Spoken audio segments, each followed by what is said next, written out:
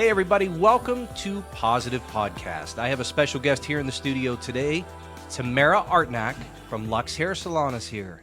Hey, good morning. How are you? We're good. We're good. Thanks for joining us. Thanks for having me. We appreciate you. I'll let everybody know she took the glare out of my head before we began recording here, so thanks for doing that. Hey, there's a reason why I asked you to come here today. You are, those that know you will know exactly what I'm talking about. You are always enthusiastic. You are always encouraging. You are always positive and upbeat. So that is the whole reason why I asked you to come here today and share some of that positivity with other people. You think you could do that for me? Absolutely. I would love to. Lots of stories to tell. All right. One of the questions I always ask everybody that comes and visits us is this whole project is about encouraging and inspiring other people. And the world right now has enough negativity, there's enough division, there's enough hate going on. We need to figure out ways to unite and help each other. Absolutely. With that said, you growing up, we'll talk about your business and some of the things that you've done and Sure. accomplished over the years, but who Sure. was it that helped encourage and inspire you as you were growing up? So it was neat. You had asked me to think about that question, and I would have to say, for me personally, along the journey, it's been multiple people. It really isn't one person. I would have to say, when I was younger, my faith came from my mother for sure. I was really blessed to grow up in a household where, my mother was having Bible studies. I would sneak down and grab some snacks and watch the ladies pray. So for me, it was a blessing growing up knowing the Lord. And I got that from my mom, but my work ethic came from my father. So he always taught me to work hard, and it actually was natural to me. It came from within. Even when I got my first job, nobody really said, "Hey, you need to go get a job." I wanted to get a job. That drive was in me at a young age. And my professional career, actually, a girl that babysat me when I was younger, she was a hairdresser and she went to the local vocational school and she told me about it. So that kind of inspired me as a young girl to go in the hair direction as a cosmetologist. So those were the beginning. And as it went on through life, it changed. My grandparents, really, my positivity came from them. And to make others feel better, kind of put yourself aside. And even if you're having a bad day, just kind of shuffle that off and forgiveness, like, just letting things go. Once I forgive something, I let it go and I don't think about it again. So I think there's power in that and just living your life. I don't hold stuff on. So for me, I would say my grandparents took me to that next level, but really just in general, a cycle of different people through my life. Going to the business part of this, there's a lot of Yes. people out there that constantly and always have a dream of owning their own Hmm. business. I think anybody that works hard for a living, it's probably come across their thought at some time, hey, I'd like to own my own company. Absolutely. Sometimes people don't realize, though, what goes into it. Do you have any advice for somebody who might be out there thinking, hey, I might want to do this myself? Some of the bumps and bruises and the good, the bad, and the ugly, I guess, when it comes down to it. Yes. So actually, I really think you have to be ready in all aspects. Your family life has to be in order. You have to have the maturity of a stylist to know how to teach your staff, and you also have to be a good team leader. And you have to have your finances in order. You can't open a business if you don't have your finances in order. My dad always said this to me when I was younger. What happens if you get sick? Who's going to pay the bills? Because I had spoke about opening my salon, my own salon for years, and even my own grandma would laugh like, "Oh, you're not ready yet. You're not ready yet." And I remember I kept being persistent, and I watched everyone's attitude change because they knew I was getting ready to be ready. It's not just about owning a business, it's about running a good business that's going to last and get through even tough times such as COVID-19. Who would have ever thought that? So I think my experience as a mother of 5 kids trained me well to be a good salon owner and a friend and a good teacher. Because when you run a business, it's 24/7. It never really ends. You know that. You've had businesses in the past and it's a lot of work, but you have to have your heart in it and be prepared for sure. Well, it's good advice. Yeah. I think everybody looks at it from the outside and thinks it's easy. Hmm. It's a very difficult journey. Yes, absolutely. And that's one thing when you go and punch a clock, I when you know. leave work, work Hmm. stays. That's When so you own true. your own business, it follows with you. I remember that actually. It's funny because even after, there's taxes involved, things that you never even think of, workman's comp, insurance. These were things that I learned in my classes, but I got to thinking about my old boss. Wow, he had to do all that for us. So, you have a different mindset once you start thinking about it and you're in the hot seat of running a business. So the hard work pays off when Hmm. times are good.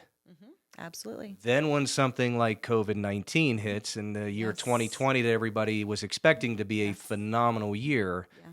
it really hit you. And how did you deal with that whole entire process? And I know how important salons are Hmm. to my wife in particular. I When she know. couldn't get her hair done, I'm telling you, man, there was some big stuff going on in the world. That was a big deal. Yes. But how did you overcome that? Such a tough thing for a salon. I know they shut you down, and how'd you get through So that? this was kind of interesting. I really truly believe that God puts the right people in our lives at the right time for reasons that we don't understand.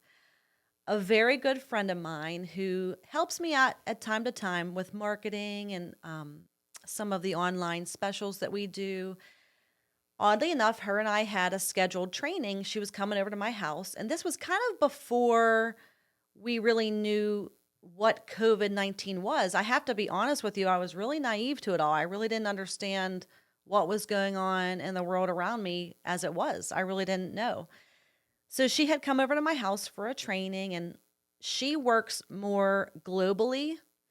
So she was more aware of what was going on. And she started talking to me, Tamara, if this COVID-19 gets or closer to, you might have to close your salon. You need to be prepared. And she started saying, you need to call your mortgage company, shut your bills off. And I'm actually looking at her like, I have no idea what you're talking about, but I'm going to listen to you. But I, at that moment, was clueless. But she was sharing what to do with me before this would happen. So I knew when it did happen, immediately we talked to our staff. We encouraged them different things to do. We had weekly Zoom meetings. There was a point, I remember it was probably about a month and a half into it, I could see in the Zoom meetings our staff getting depressed and really getting down. Like, this is when the heart of the lockdown, remember, nobody was going anywhere. And at that point, I'm like, you know what? Chris, we got to do something for these girls. I could tell they're depressed. So we sent them flowers that day to all of their homes, and everybody started texting pictures, and that morale just started to boost up again. And that's when I realized we have to stay connected. So no matter what's going to happen during this time off, we have to stay connected. So I acted really quickly. I helped the girls financially what to do during that time, how to get hooked up with the right programs. We also did online training with them, and it just kept your mind. You could still be creative and keep moving forward. And I remember when we got that final in-person meeting. We met out at South Park. We brought snacks. And I'm not going to lie to you, at first was kind of weird. We didn't know, like, do we wear masks? Do we stay away from each other? You see how it really affects us. Mhm. And instantly, everybody just being together, you could see that we had a strong team, that we survived through this. And my personal goal was to bring everyone back to their original position. That Chris and I talked about this. We need to get this company back. I don't want to lose anybody. I don't want to have to lay anyone off. I don't want to have to fire anybody. So for me, my personal goal was bring the whole staff back after we were able to come back to work. Do you know what's amazing about that is you could have easily just thought about yourself, Absolutely. but you Absolutely. didn't. I know. And that's why you're sitting in that chair right now, because you are a very positive person. You Uh-huh. care about other people. Yes. And to help them through a very difficult time when you didn't even know what was going to happen to I yourself. know. And I actually could tell you another quick little story if you have a minute. Early March, I think it was maybe around the 10th or something. We had a fun fact about us. We traveled to New York multiple times a year. Our company provides education for our staff. And we love New York City. We go to the International Beauty Show every year. The company even called us and said, hey, the show's still going on. They called us the day before. So we all went moving forward as if we're going to go to the show. And we actually drove to New York City and had really great bonding time on the way there.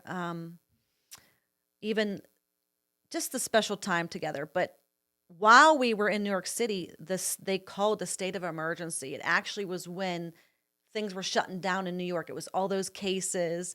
So we're all looking at each other like, what do we do? So we decided to have fun that day. They closed our show and we ended up going back to Pittsburgh the next day. But in that 24 hours, it was such a great experience with our team. Even, the atmosphere was kind of scary.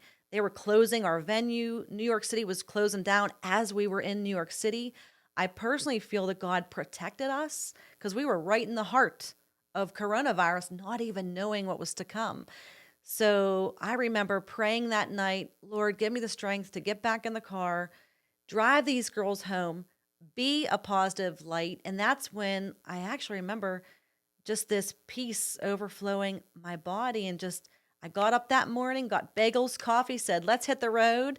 And we turned it into something fun on the way home. And I think I want to join your staff. Coffee, donuts, flowers. Man, that sounds like a pretty good deal, Steve. I don't know about you, but We love coffee. Jesus and coffee. That's one of our mottos at Luxe. That's two good Yeah. things. I can't get through my day without either one of them. I can Jesus tell and you coffee. that. Jesus first. Yes, that's that order. Absolutely. So I feel compelled to ask a question, Sure. and I'm putting you on the spot. I get that, That's okay? okay. But faith has already been a huge part of this interview. Yes. A lot of people don't understand faith. Some people, and everybody has their own walk. But you obviously have a very strong relationship with God. Absolutely. How did that come about, and how do you know to trust Him so much for everything that you're doing in your life? I would say for me personally, if I feel peaceful and I know that this is the way I should be going, I get this urge to move forward. My husband actually asked me last March when our salon was forced to shut down during COVID-19. Everything around me, I should have been freaking out. I should have been upset. Even my own husband says to me, I don't know, why are you not upset? I don't understand. Why are you not, and I said, I feel confident. I feel peaceful. It's going to work out. Like something in me just knew what to do, the steps to take. I'm not going to get all worried about it. And I'm not going to rush like how everyone else is. I'm just going to take my time. And when they actually mandate that we have to close, we'll close and I'll know it. Because at that point, when the governor announced it, it really wasn't set in stone. It was recommended. And a lot of salons got really afraid. They started shutting down all around us. But we chose to stay open 3 more days. And that was kind of divine. That was kind of, when I think back at that time, I think my staff needed it. I think we needed it as leaders. I think my front desk team, they needed it. Something in me just knows when to move and when to wait. It's a quiet voice. One thing about me, I know when to stop things and I know when to go forward. And it's just, I don't know, it's natural to me, I'd say, but peace. Peace comes with that feeling of, yes, this is the path we're going to take.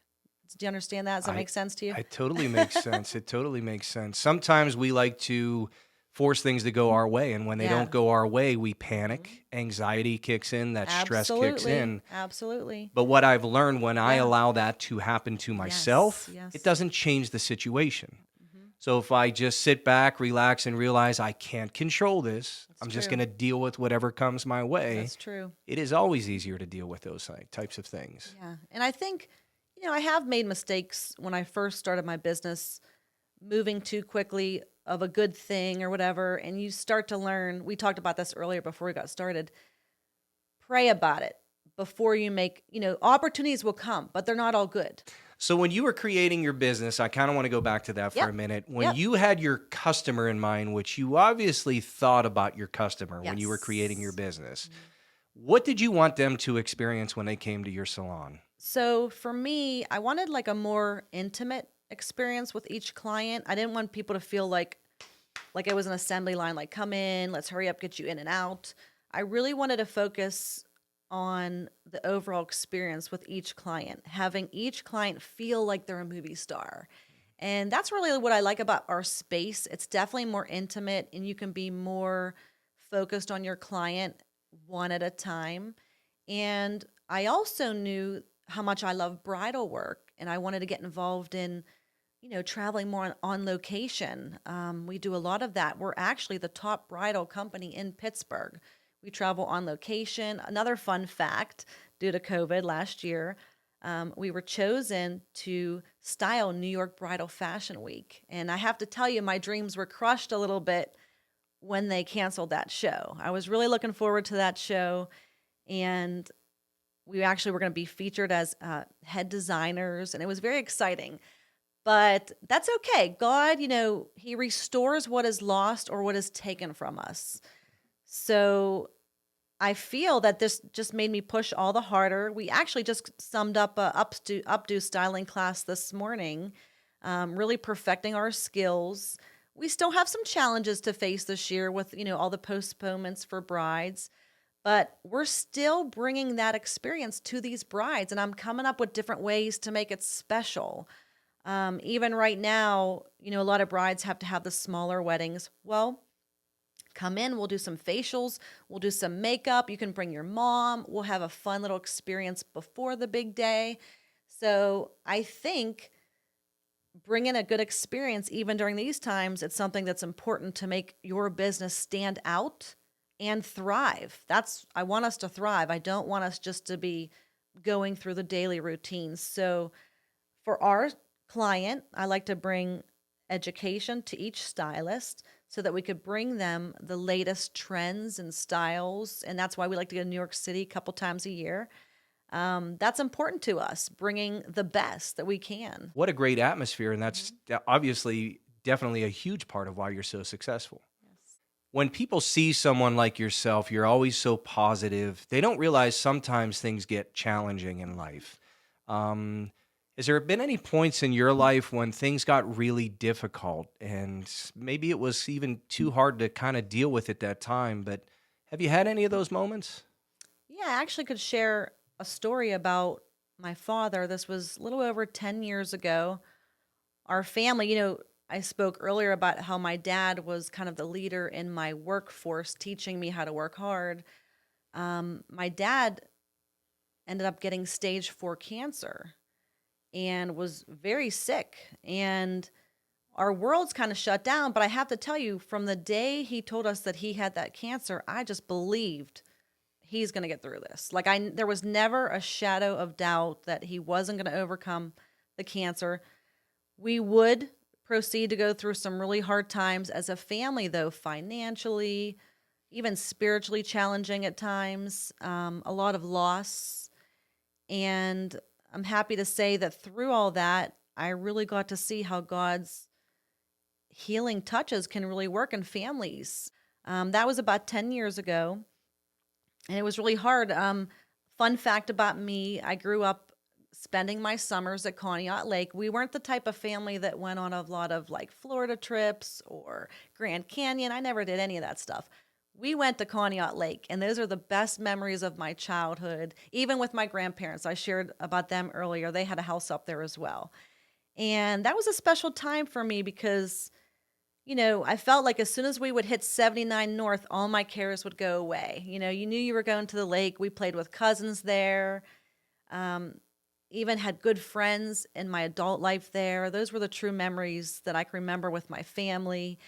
And unfortunately, during that time when my dad got really sick, we lost our childhood home up there. He couldn't keep up with all the bills and everything, and it was a hard thing to go through. But I remember I said to my dad, "Dad, I'm just happy that you are alive and we have you. The lake will always be there." So, through all that loss that my parents went through, and then shortly after that, my we lost our grandfather, and then my grandmother ended up selling her house up there, and then she passed away. So our family went through a lot of loss and transition during that time, and it was difficult. Fast forward, fun experience. Who would have ever thought? 2020, my husband and I ended up buying our first cottage at Conneaut Lake. It was a gift that was basically handed to us. A woman passed away. The family wanted to get rid of this cottage. So my husband's a carpenter by trade. So literally, it was such a gift. We ended up paying cash for it, bought this house. So we have our own cottage at Conneaut Lake now. It's a fixer upper. We have a lot of work ahead. But a year prior to this, my father found this adorable cottage and paid for it for the family. And we spent all of our time during COVID-19 at this lake house. And it was almost like the family started to get together again. And memories were starting. And my kids were starting to get these memories that I had as a child as well. So the moral of that story is, you might go through loss. Back then, we had one cottage. Actually, now we have three. We have three family cottages on the same street. So, what I learned through that is, put Christ first. He heals, He moves. But now I'm getting to see Him restore. That's even something more powerful. So, I just want to encourage people that go through hard times, keep the Lord in your life. And if you're not, do it today because we might not have tomorrow. So true. And your dad, stage 4 cancer, how many years ago was that? It was a little over 10 years because I remember I was pregnant with my youngest daughter, Elizabeth. So that was a little over 10 years ago. She's 10 now. So 10 years ago. And Yeah. today, any cancer in cancer free. cancer, Cancer-free. 100% Yep. cancer free. 100% cancer free. That's a miracle in itself. I know. He is a walking miracle. He actually is. Wow. Absolutely. That- But you asked me earlier, how do I believe and how do I stay faithful? This is a true circumstance where, I could have shut down when that happened. I could have really just been like, oh gosh, can't go to work, can't do anything. No, I actually rise up in those moments. So for me, I'm more of a survivor. I'm not going to just sit back and let those things happen. I'm going to fight for them.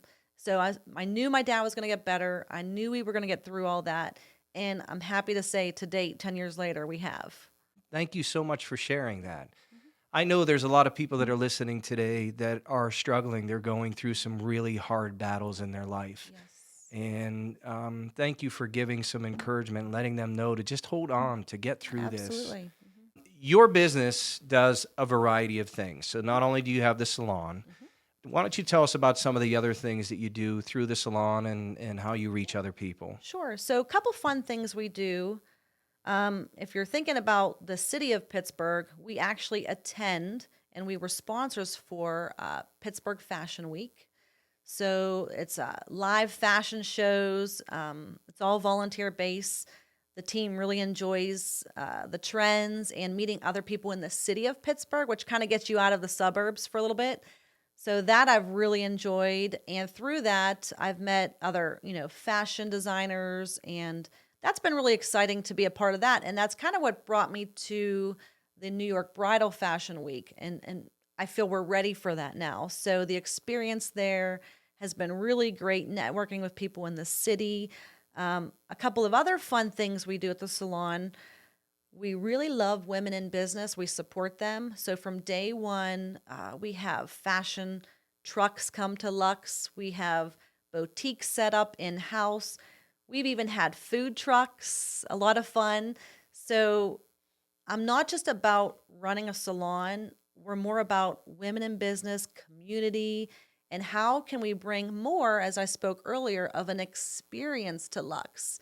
So people know, hey, I can go to Luxe sometimes and I can pick up some clothes from New York City, or what's the latest in jewelry, So that's been really fun to incorporate our brand and our success and help out other people and make great relationships through all that. And even in the bridal industry, we did like a stage photo shoot. I think it was about 3 years ago. Through that, I've met other women in business. One of my good friends, they own Wanderlust Wedding and Events. And we actually support each other because of this relationship. Even during COVID last year, business that we wouldn't have had before. So it's important when you have those other women in business, they bring more to your company and your brand than just you standing alone. So there's a great sense of community with what we're doing. I feel blessed to be able to give back to people because of what God gave me. And that's really important. I feel like I'm in a wonderful position now to bless people and ministries that I believe in and that I support. And I hope that God will continue that. I just feel really thankful that because of having my own business and having Jesus in my life first, He's given me these opportunities that I could have never even dreamed of. Well, Tamara, thank you so much for joining us here on Positive Podcast. You truly are energetic, enthusiastic. You definitely have the ability to encourage and inspire other people. We really appreciate you taking time to be here today. Thank you. I appreciate you having me. Thank you, Bob. Awesome.